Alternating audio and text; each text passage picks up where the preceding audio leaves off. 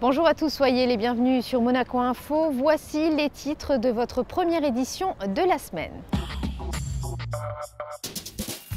Nous commençons ce journal avec le Téléthon, direction le village installé pour l'occasion sur le port Hercule. Nous vous dévoilerons le nouveau marché de Noël qui était inauguré jeudi dernier en présence de nombreuses personnalités. Nous irons à la galerie Malboro où le célèbre artiste Ben exposé.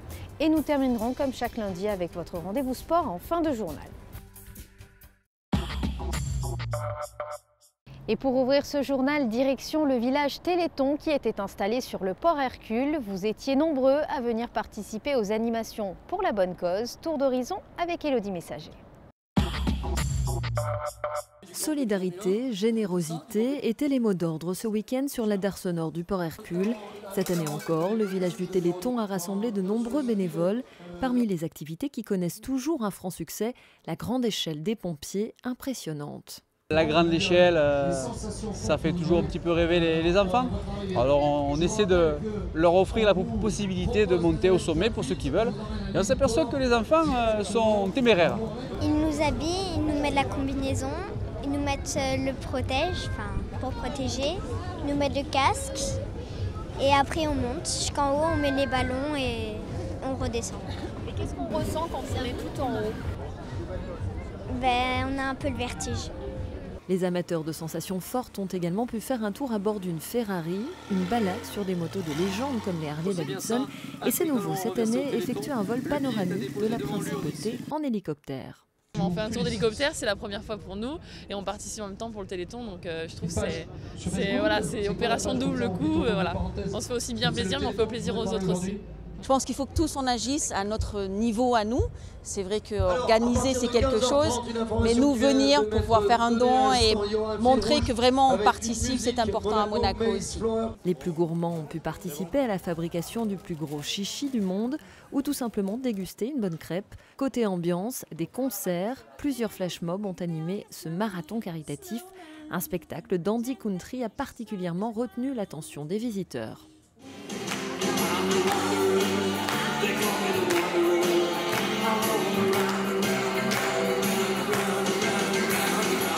Faire une bonne action tout en s'amusant, c'est le principe de ce marathon caritatif dont c'est la 27e édition.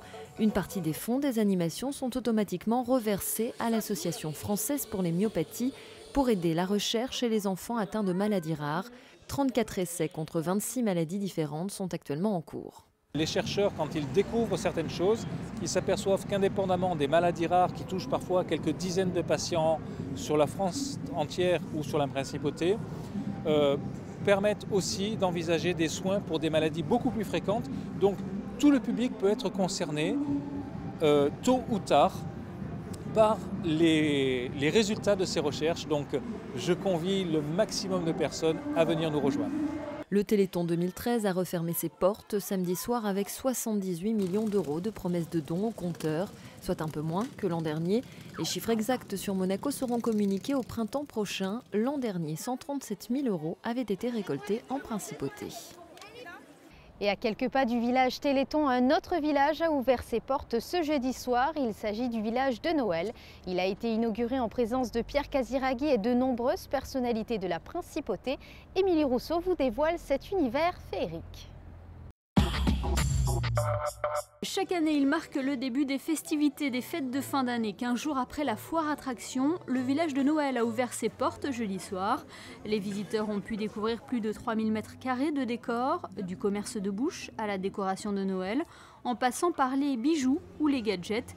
Tout est au rendez-vous pour satisfaire petits et grands, et ceci grâce au travail de toute une équipe. C'est trois services de la mairie qui ont travaillé d'arrache-pied pendant une dizaine de jours pour installer tous ces décors.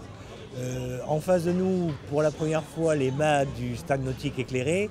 Donc, comme toujours, concernant l'événementiel, tout est à revoir, tout est à refaire et il faut faire mieux que l'année passée. Innover chaque année, voilà la difficulté. Pourtant, ce village de Noël édition 2013 ne cesse de nous surprendre. Il nous emmène dans un univers féerique baptisé les rues enchantées. Le but recherché, c'était de plonger le visiteur dans un univers complètement à part qui va les transporter ailleurs pour la période de Noël. Alors exit les chalets de Noël, maintenant c'est vraiment les box sont intégrées dans le décor. Exactement, le but c'était de cacher ces chalets pour que ce soit complètement différent des autres années. Pendant plus d'un mois, boutiques et manèges vont donc rythmer le port Hercule. De nombreuses animations pour les enfants sont également prévues les mercredis après-midi, samedi et dimanche, puis tous les jours pendant les vacances scolaires. À noter également la métamorphose du stade nautique Rennais 3 en patinoire pour goûter aux joies de la glisse en famille ou entre amis. Et nous restons dans l'esprit de Noël avec cette traditionnelle vente aux enchères de sapins au profit d'Action Innocence. Elle aura lieu ce mardi à 18h30 dans le hall de l'Hôtel de Paris. Je vous propose d'écouter la présidente et la secrétaire générale de l'association qui reviennent sur cet événement ainsi que sur leurs actions au micro d'Émilie Rousseau. C'est toujours une joie pour les yeux de voir ces belles productions de la nature encore enjolivées par l'art des fleuristes ou des décorateurs ou des couturiers ou des artistes ou des particuliers simplement qui nous offrent ces sapins pour notre association. Cette vente est pour nous très importante parce que c'est le seul moyen de financer cette association qui s'occupe de beaucoup d'enfants. D'ailleurs, notre secrétaire générale, Madame de Chambure, va vous en parler. Et je sais que l'on fait souvent appel à la générosité des gens de la Principauté qui, malgré sa petite taille, est grande par le cœur et par l'action caritative. Mais je voudrais justement, j'espère que nombreuses seront les personnes qui viendront et achèteront les sapins d'Action Innocence. Cette vente nous permet de développer deux axes. Le premier, c'est la prévention auprès des enfants. Cette année, nous avons rencontré près de 3500 enfants, c'est-à-dire tant en Principauté qu'aussi dans les villes limitrophes. Nous avons des psychologues qui se déplacent dans les écoles. Il y a aussi des réunions avec les parents, 2 très grosses réunions qui ont lieu en Principauté et d'autres, plus d'une dizaine, qui ont eu lieu dans le 06 et dans le 83. L'autre axe qui est aussi, je dirais, un des gros piliers de notre action, c'est notre relation privilégiée avec la Sûreté de Monaco. C'est-à-dire que nous mettons à leur disposition des outils informatiques qui leur permettent de retracer les adresses IP des personnes qui participent à la cybercriminalité. Et donc là, actuellement, nous leur avons proposé un nouveau logiciel et nous assurons la formation du personnel de la Sûreté publique.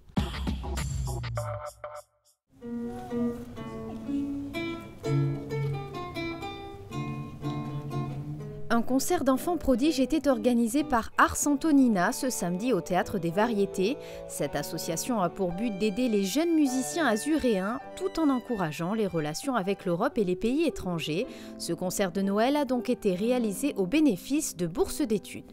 Et toujours dans l'ambiance de Noël, vous le voyez sur ces images, la paroisse Saint-Charles organisait son traditionnel marché de Noël ce week-end.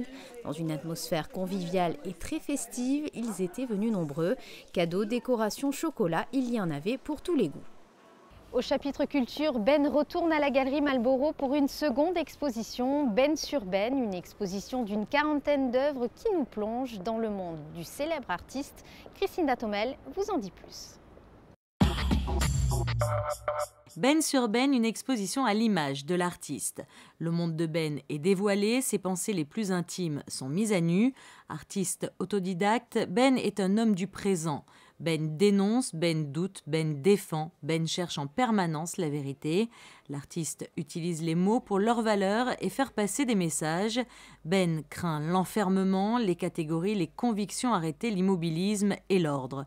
Il observe et critique, il doute de tout et même de lui-même. Pour sa seconde exposition à la Galerie Malboro, l'artiste n'avait qu'une seule peur, celle de se répéter. Son souhait, mélanger ses pensées dans un tumultueux et incessant tourbillon de la vie. J'aimerais bien boire un verre, m'asseoir, répondre à des questions, mélanger la vie. Donc là, j'avais pensé à un espace de tango. Et si vous saviez danser le tango, si vous vouliez danser le tango avec moi, j'aurais pu vous le demander. Vous dansez le tango? On peut danser après. Alors, qu'est-ce que vous aimez dans la vie, Ben? Qu'est-ce que vous aimez? Oh, ça c'est horrible comme question, parce qu'en fin de compte, il faut être sincère. Qu'est-ce que j'aime? Si je commence avec la nourriture, des choses comme ça, j'aime surtout les femmes. J'aime beaucoup. Mais ça, c'est un peu macho, je veux dire, on n'a pas le droit de le dire. Et alors, qu'est-ce que vous redoutez? Qu'est-ce que je redoute? Les femmes aussi? Non, je doute mon ego qui piétine et qui parle que de lui-même et tout ça. Je me le doute moi-même. J'aurais bien voulu à un moment donné disparaître. C'est ce que j'ai écrit sur le mur d'un côté. On est pris dans un engrenage de la gloire et des emmerdements. J'ai mis aussi, j'aurais aimé changer, j'arrive pas à changer. Donc voilà, ce que je redoute, ne pas pouvoir changer. Et quelles sont vos plus grandes qualités? Mes plus grandes qualités, j'ai cru que c'était la sincérité, mais en réalité, je suis un affreux comédien. Et un cabotin et un horrible bonhomme, mais ça c'est encore dire la vérité, donc en fin de compte c'est la vérité. Vous savez qu'un jour j'ai écrit un tableau sur lequel j'ai écrit « Je suis un menteur ».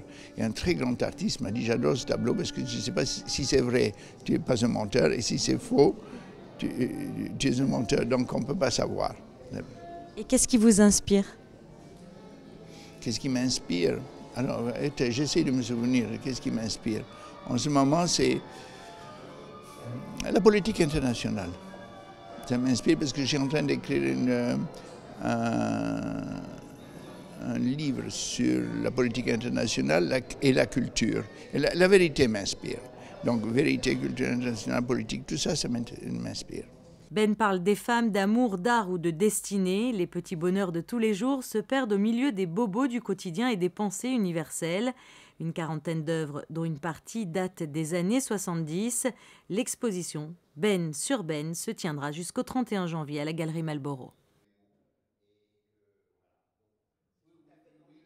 Et à la suite de la disparition de l'artiste Sacha Sosno, je vous propose d'écouter Ben qui lui rend hommage au micro de Christine Datomel. Sosno, c'est justement quelqu'un avec qui la dernière fois qu'on s'est vu ensemble, où il y a quelques temps de ça, il m'a parlé de Lévinas. Et Lévinas avait dit une phrase qui m'avait beaucoup plu, il ne faut pas se tuer à vouloir être. Et ça, c'est les artistes, parfois ils se tuent à vouloir être. Bon, mais ça, c'est une chose que j'ai appris.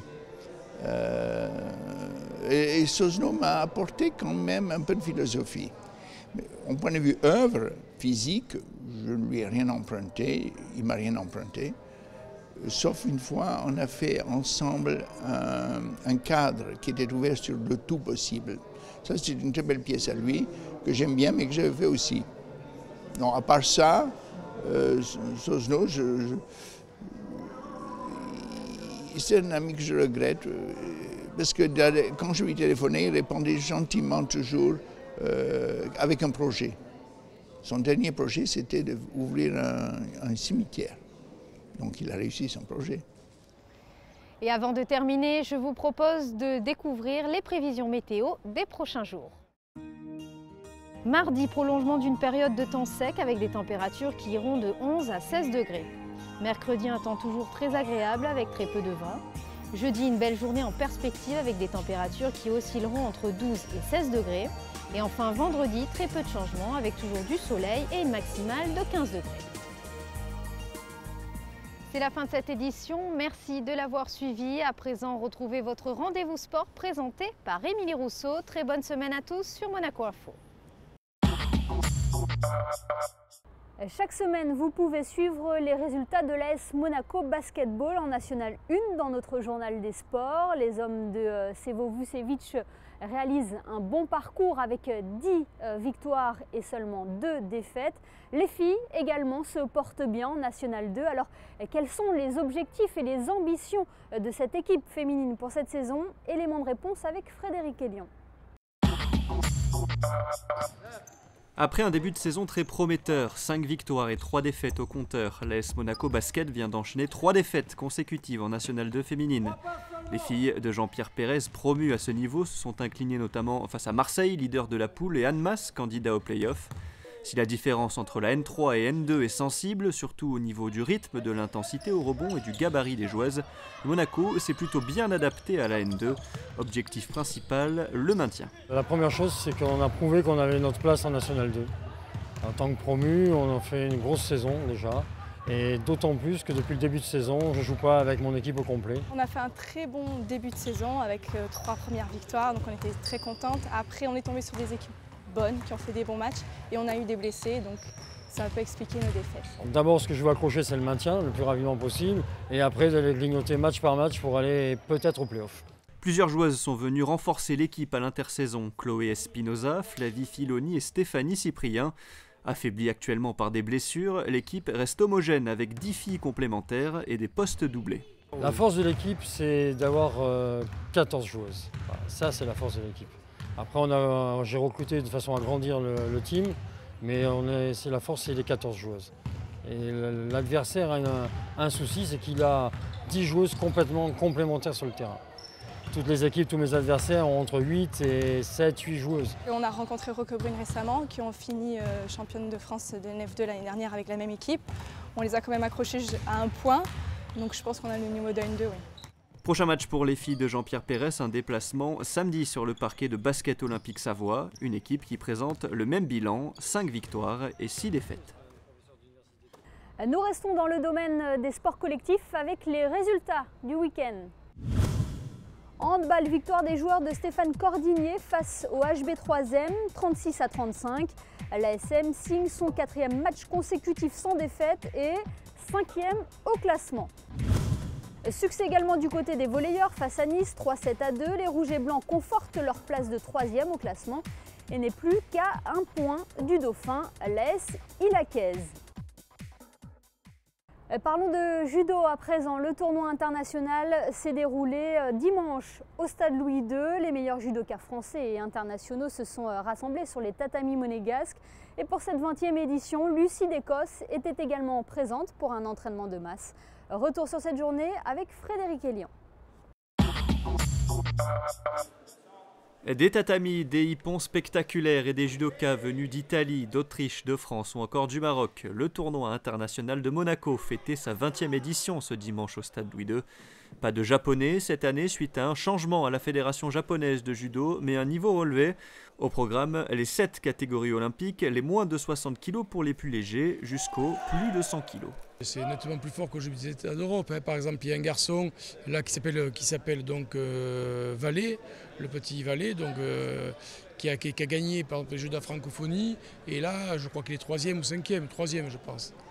Donc c'est au-dessus des Jeux des États d'Europe, c'est plus proche des Jeux de la francophonie, même au-dessus des Jeux de la francophonie, je dirais. 6 judokas du club de Monaco ont participé à la compétition, mais tous ont été éliminés dès leur premier combat. Les têtes d'affiche du judo monégasque n'étaient pas en principauté, mais au Japon pour 3 semaines de stage de préparation. Il y en a 2 de monégasques maintenant qui s'investissent vraiment au niveau. Il y a Yann, donc Sicardi, que vous connaissez tous, qui avait fait 9e aux Jeux Olympiques, qui a puis ensuite s'est fait les croisés, et maintenant qui est reparti vers un rêve olympique. Et ensuite, il y a aussi le petit Bessie, Cédric, qui cette année, il faut le noter, a fait 5e aux Jeux de la francophonie en ayant gagné 3 beaux combats. Donc Cédric, qui s'est aussi lancé dans l'aventure, on va le sortir, on va le faire tourner. Donc il est au Japon, ça commence, et on espère d'ici 2 ans avoir 2 judokas aux Jeux Olympiques, s'il le mérite bien entendu. Au niveau des résultats, Sanal s'impose en plus de 100 kg, Cheval l'emporte en moins de 100 kg. La catégorie moins de 90 kg revient à Gobert, tandis que Janin triomphe en moins de 81 kg. Carval, Fongetti et Adzema s'imposent respectivement en moins de 73, moins de 66 et moins de 60 kg. A noter la présence cette année de Lucie d'Écosse, la triple championne du monde n'a pas combattu, mais a donné un cours d'initiation à des enfants. Un mot sur la course de Noël où Giro des Natale, anciennement appelée la Coursa di Natale, a lieu ce dimanche en principauté. De nombreux sportifs sont attendus pour participer à cette course de 10 km organisée par l'association sportive de la Sûreté publique. Je vous propose d'écouter Philippe Espalargas à ce sujet.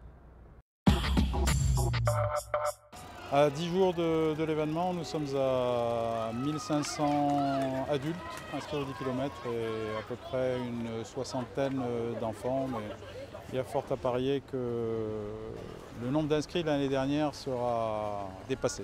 Donc départ d'Ars Sud, on empruntera le boulevard Albert Ier une première fois. Premier passage, rue Grimaldi, la place d'Armes, la rampe Major, qui n'est pas un escalier, mais une rampe. Il faut le préciser pour les coureurs, 72 marches. La place du Palais, bien évidemment, la rue Belando des Castro, l'avenue de la Porte-Neuve, avenue du Port, l'avenue de la Quarantaine et l'avenue d'Ostende.